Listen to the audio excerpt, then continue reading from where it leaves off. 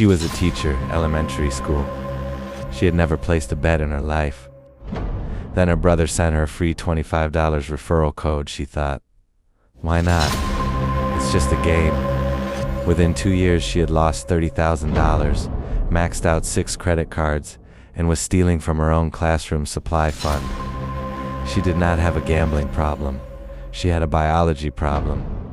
Her brain was hijacked, and the machine knew exactly how to do it. Welcome to Mysterious Encounters. Tonight, we continue the case files of the harvested brain. Another spiral, another neural pathway turned against its owner. Another story that could be yours. She downloaded the app on a Sunday. The notification said, "Your brother has sent you $25 free. Claim it now." She felt a small rush. Someone had thought of her. The app was bright, easy, welcoming. She placed a $5 bet on a team she had never heard of. She won $12. She cashed it out. The app sent her a message. Nice work. Come back and double your winnings. That is the first phase, social priming. The referral felt like a gift. The win felt like a reward. The brain associated the app with generosity, with approval, with hope.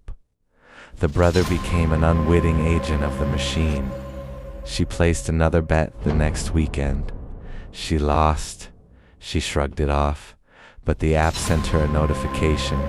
You're so close. Try again with a $10 bonus. She accepted. She lost again. The machine was teaching her a lesson. Losses happen, but the game is not over.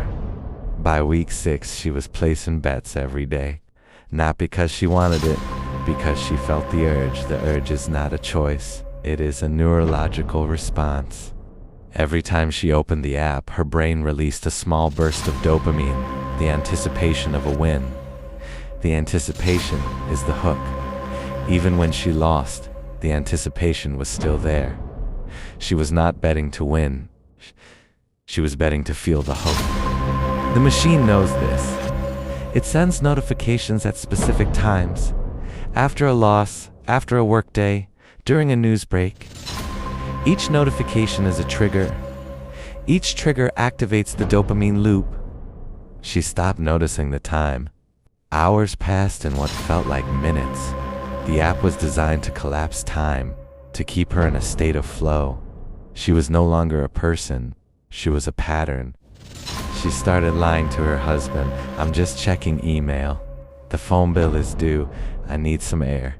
She was not ashamed. She was protecting the habit. The brain had learned that the habit was essential. It would not let her lose it.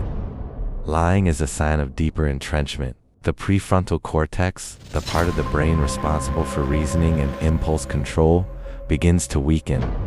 The older, more primitive brain takes over. It says, do whatever it takes to get the next hit. She opened her 401k statement and saw the balance had dropped. She could not remember how much she had withdrawn. The machine had made her forget, not through magic, through chemistry. High cortisol impairs memory formation. She was gambling so intensely that she could not remember her losses. Let's look at what was happening inside her body. Dopamine was spiking at every notification, every near miss, every small win. The brain was being trained to crave the possibility of reward. Cortisol was rising during every loss. The stress hormone made her feel anxious, desperate, stuck. Serotonin was dropping. The mood stabilizer was being depleted. She became irritable, hopeless, and impulsive. The machine creates a biological feedback loop. A loss spikes cortisol stress. The body seeks relief from stress. The only relief the brain knows is placing another bet, dopamine. The next loss spikes cortisol again. It is a chemical trap. No willpower can overcome a closed loop. The only escape is to break the loop by stopping, detoxing, rebuilding. She could not stop. The loop was too tight. She stopped sleeping. Every time she woke, she checked her phone. The app was always there. The notifications were always waiting. The machine does not sleep. It does not need to. It is patient. She stopped eating. The cortisol was suppressing her appetite. Her body was being stripped of nutrients. The machine does not care about your body. It only cares about your engagement. She stopped talking. Her husband tried to reach her. She pushed him away. The machine had isolated her. Isolation is a requirement of the harvest. A connected person is harder to harvest. She told me. I felt like I was watching myself from outside. My thumb moved, my eyes stared, my body sat, but I was not there. I was somewhere else. That is the final stage of the spiral. Dissociation. Your mind leaves your body to protect itself. The machine harvests the shell while you float away. She hit bottom when a student asked her why she was crying. She had not realized she was crying.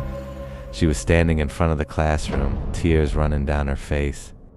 The student said, "Are you sad?" She said, "I don't know." That was the moment. Not a decision, not a plan, a collapse. The dissociation broke. She felt everything at once, the shame, the exhaustion, the emptiness. She called her brother.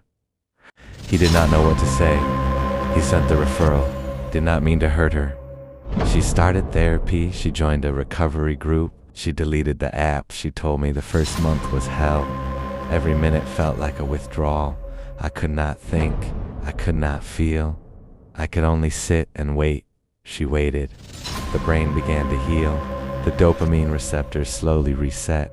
The cortisol levels dropped. The serotonin began to rebuild. It took 6 months before she felt like herself again. The brain has neuroplasticity. It can change, it can recover. But the machine is still there. The notifications still come. The triggers are everywhere, she told me. I still see the logo in the grocery store. I still hear the ad on the radio. I still remember the feeling, but I can walk past it now. I know what it does. She is one of the lucky ones. She had a support system. She had insurance. She had time to heal. Most people do not. This has been a mysterious encounter with the spiral. Next week, another case file, another brain, another victim. The machine is designed to exploit biology. It is not a flaw. It is the architecture, but the brain can heal. The loop can be broken. You just have to stop clicking long enough to hear your own thoughts. We will continue.